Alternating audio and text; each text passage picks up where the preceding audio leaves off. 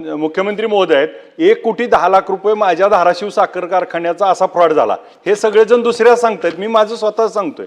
आणि फ्रॉड असा झाला की 17 एप्रिलला दुपारी 2 वाजता आमच्या फायनान्स मॅनेजरला भावाच्या फोनवरनं फोन आला की आणि पैसे ट्रान्सफर झाले।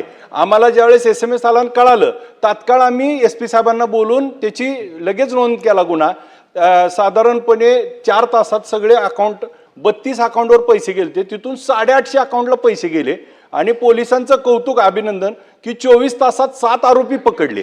पण अडचण काय झाली की आज 29 लाख रुपये फ्रीज आहेत 1,10,00,000 पण ते काही मिळत नाहीत, उर्वरित पैसे काही फ्रीज होत नाहीत आणि आज 24 तासात आरोपी पकडले।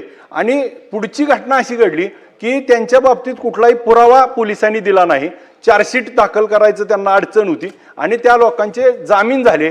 ती लोक आता राजरोज फिरतायत आणि माझे मात्र पैसे अडकलेत। तर हे जामीन होणे म्हणून 420 सारखा जो गुन्हा होतोय, तर त्यात आपल्याला बदल करावा लागेल की ह्याचा जामीन होणे आणि ह्याला सजा जर 7 वर्षाच्या आतली असेल, त्यामुळं कोर्ट लगेच जामीन देते आणि मग पैसे अडकून पडतायत। आणि असे एका म्हणजे लोकप्रतिनिधीच्या बाबतीत घडलं म्हणून एवढं अवेअर तर झालं, बाकीच्या बाबतीत माहीत होत नाही। तर ह्याच्यावर कायदा आपल्याला काहीतरी वेगळ्या पद्धतीने करावी ही विनंती।